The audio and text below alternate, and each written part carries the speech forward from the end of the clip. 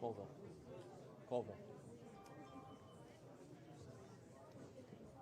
It's a 3G, 4G phone. Oh, yeah? It'll work better. Yeah, You don't have the adapter? I can't break it now. Oh. I'm Bluetoothing into my thing, but thanks. No worries. I usually do a USB-C hard wire. Does that work on USB-C? Mm-hmm. Oh, yes. So do the new cell phones. Yeah, I do have that cable. I'm just in the middle of it now. Yeah, it's fine. The flip phones are a little, they're older, but they don't take as much bandwidth.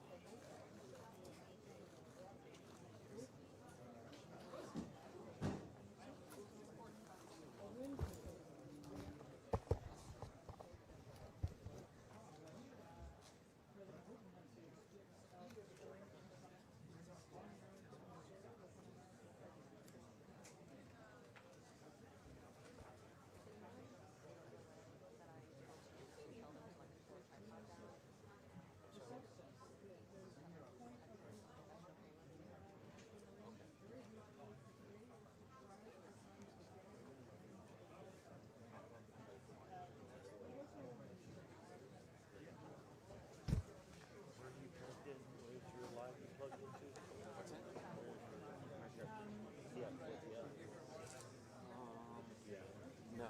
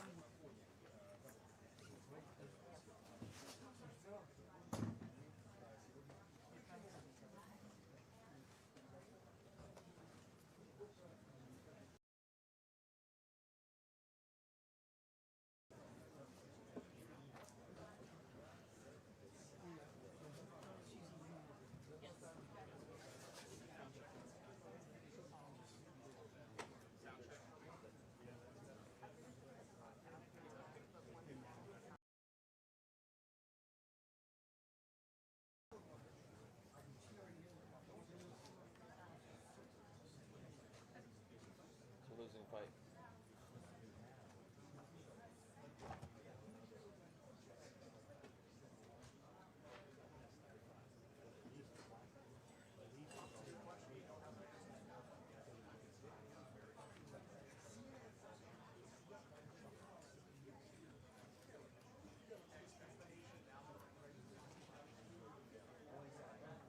Robert, over here.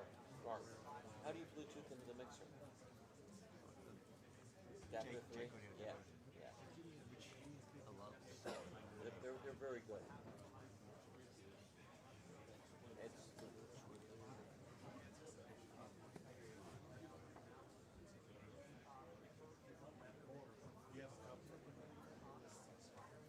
these are definitely lose a lot as well.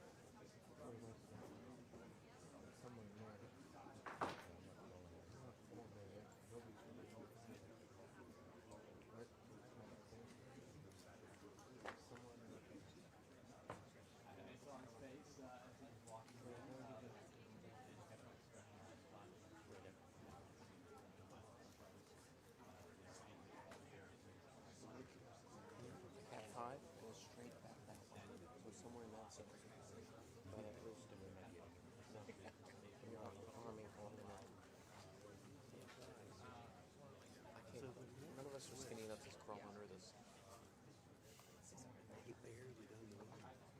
That's where the blue cable goes to. Sorry, repeat that? Oh, that wasn't.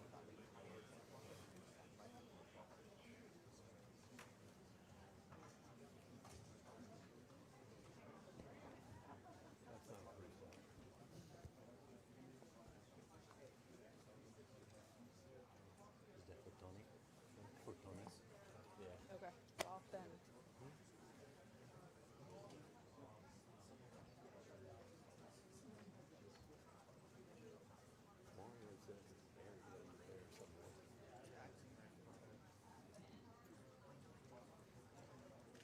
I mean, I'll Gumby, but not that far.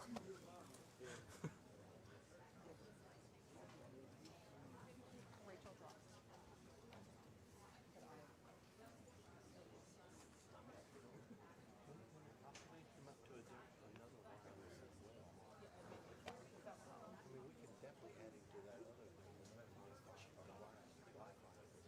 Yeah, the other Wi-Fi is totally dead. Is it working?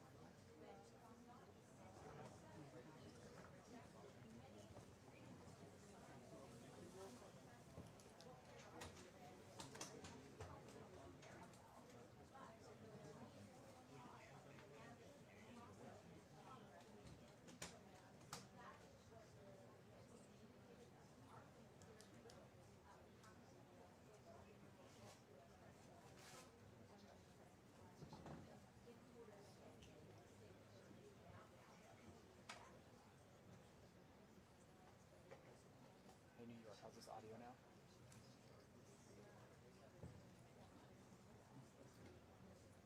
How's this audio with Kelly now? I need to go closer to her.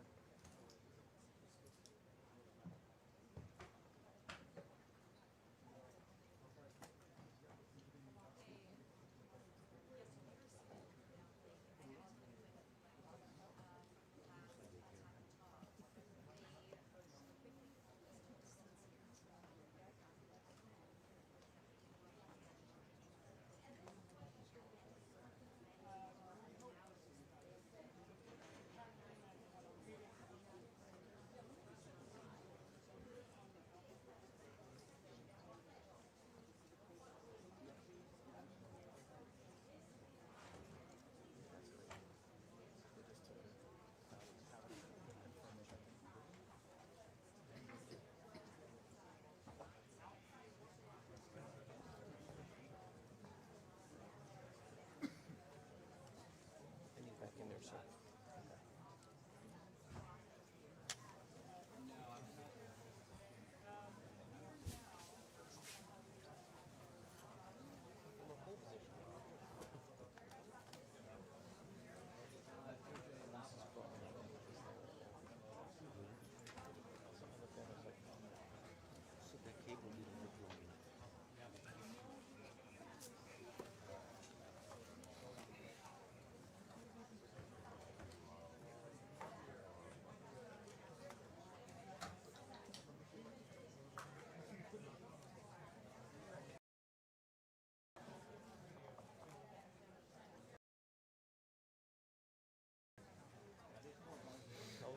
That just came in. Caroline Lutnick. Lutnick? She may have to give up on this.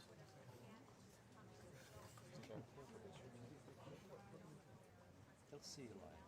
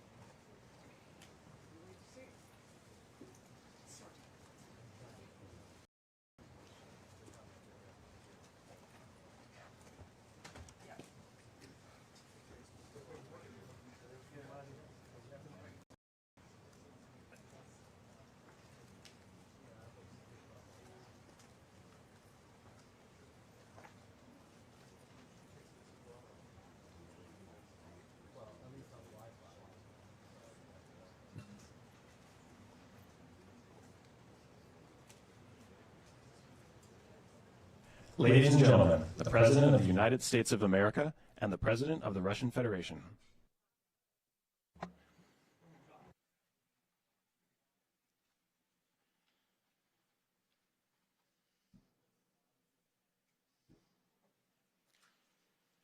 Mr. President, ladies and gentlemen, Our negotiations have been held in a constructive atmosphere of mutual respect. We had very thorough negotiations that were quite useful. I would like to thank once again my American counterpart for the proposal to travel out here to Alaska.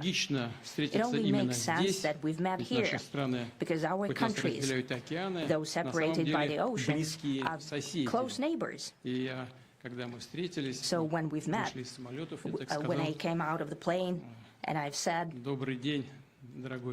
"Good afternoon, dear neighbor, very good to see you, in good health, and to see you alive." I think that is very neighborly. And I think that's some kind words that we can say to each other. We're separated by the Strait of Bering, though there are 2 islands only between the Russian island and the U.S. island. They're only 4 kilometers apart. We're close neighbors, and it's a fact. It's also important that Alaska has to do with our common heritage, common history between Russia and the U.S., and many positive events have to do with that territory. Still, there is tremendous cultural heritage back from the Russian America. For example, Orthodox churches and a lot of more than 700 geographical names of Russian origin. During the Second World War, it was here in Alaska that was the origin of the legendary air bridge for the supply of military aircraft and other equipment under the Land-Lease program. It was a dangerous and treacherous route over the vast emptiness of ice. However, the pilots of both countries did everything to bring closer the victory. They risked their lives and they gave it all for the common victory. I was just in the city of Magadan in Russia, and there is a memorial there dedicated to the Russian and the U.S. pilots. And there are 2 flags, the U.S. flag and the Russian flag. And I know that here as well there is such a memorial. There is a military burial place several kilometers away from here. The Soviet pilots that buried there who died during that dangerous mission. We're thankful to the citizens and the government of the U.S. for carefully taking other historical examples when our countries defeated common enemies together in the spirit of battle camaraderie and allyship that supported each other and facilitated each other. I'm sure that this heritage will help us rebuild and foster mutually beneficial and equal ties at this new stage, even during the hardest conditions. It is known that there have been no summits between Russia and the U.S. for 4 years, and that's a long time.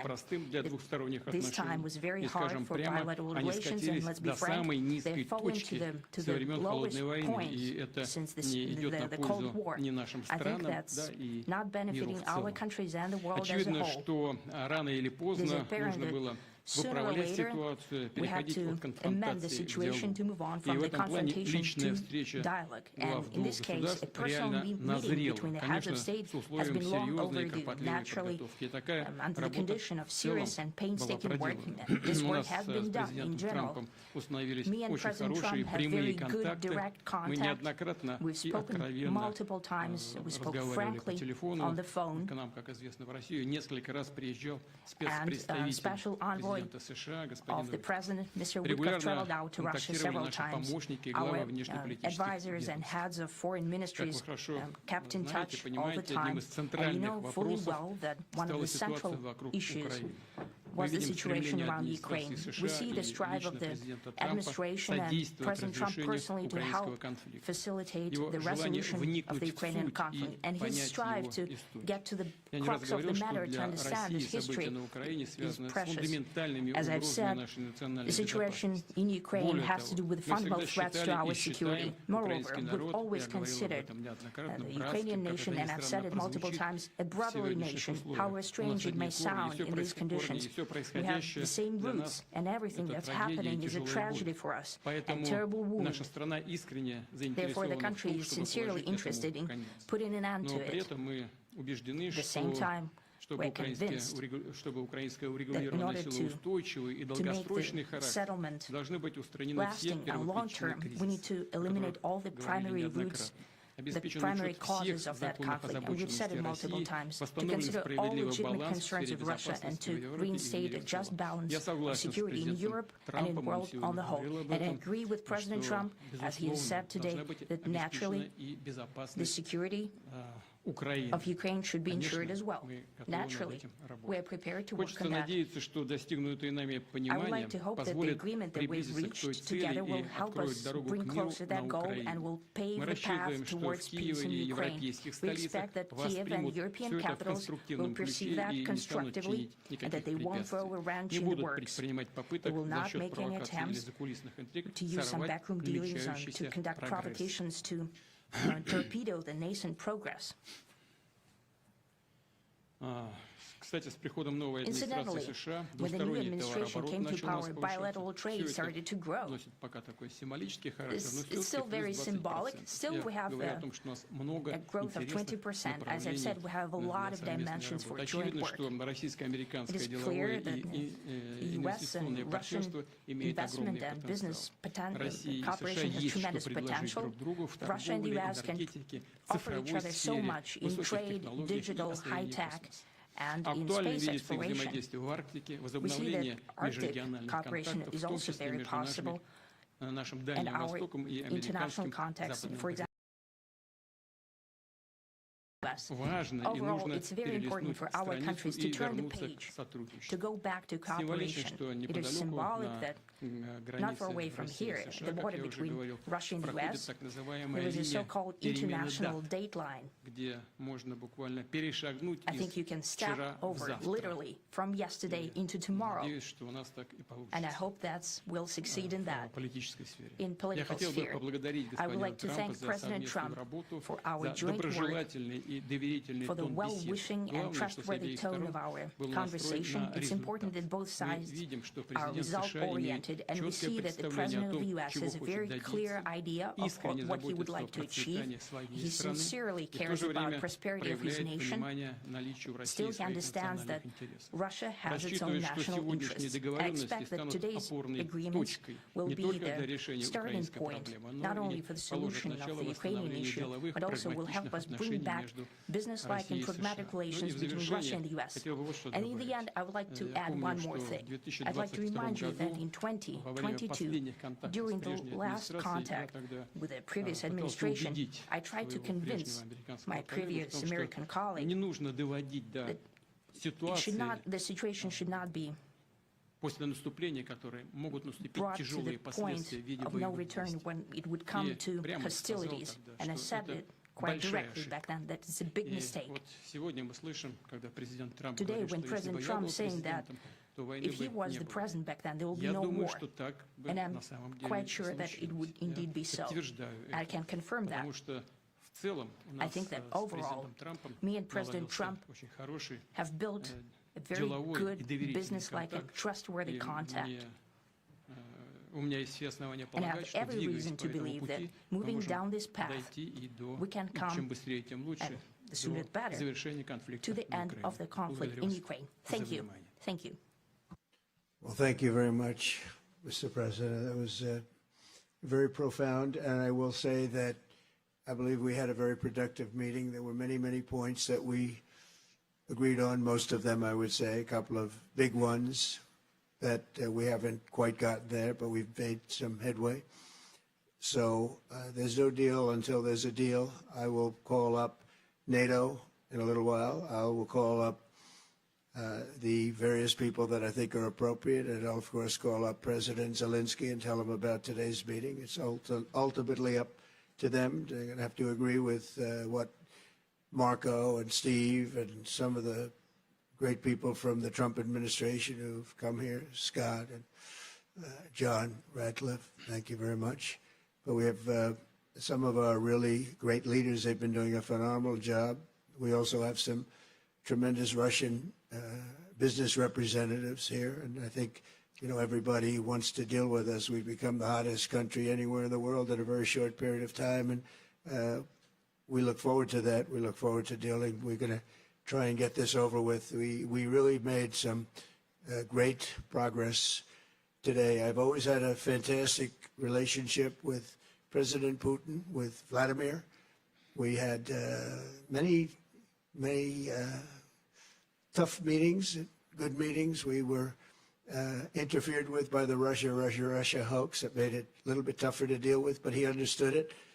I think he's probably seen things like that during the course of his career. He's seen it all, but we had to put up with the Russia hoax. He knew it was a hoax, and I knew it was a hoax, but what was done was very criminal. But it made it harder for us to deal as a country in terms of the business and all of the things that we'd like to have dealt with. But we'll have a good chance when this is over. So just to put it very quickly, I'm going to start making a few phone calls and tell them what happened. But we had an extremely productive meeting, and many points were agreed to. There are just a very few that are left. Some are not that significant. One is probably the most significant, but we have a very good chance of getting there. We didn't get there, but we have a very good chance of getting there. I would like to thank President Putin and his entire team, who I know in many cases, other than that, whose faces I get to see all the time in the newspapers. You're almost as famous as the boss, but especially this one right over here. But we had some good meetings over the years, right? Good, productive meetings over the years, and we hope to have that in the future. But let's do the most productive one right now. We're going to stop really 5, 6, 7,000, thousands of people a week from being killed, and President Putin wants to see that as much as I do. So, again, Mr. President, I'd like to thank you very much, and we'll speak to you very soon and probably see you again very soon. Thank you very much, Vladimir. Next time in Moscow. Oh, that's an interesting. See it possibly happening. Thank you very much, Vladimir. And thank you all. Thank you. Thank you. Thank you so much.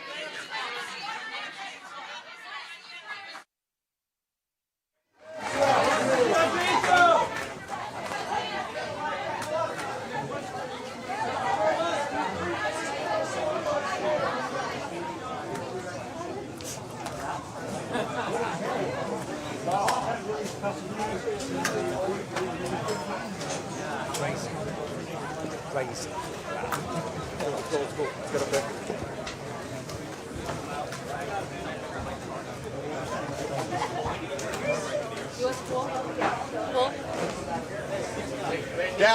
Down, please, sir, down, please, thank you. They are moving the pool.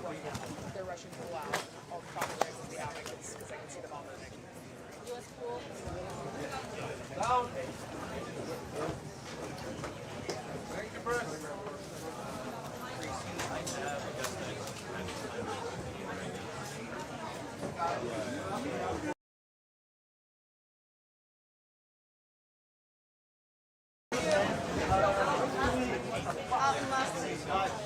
Down. Down. Down.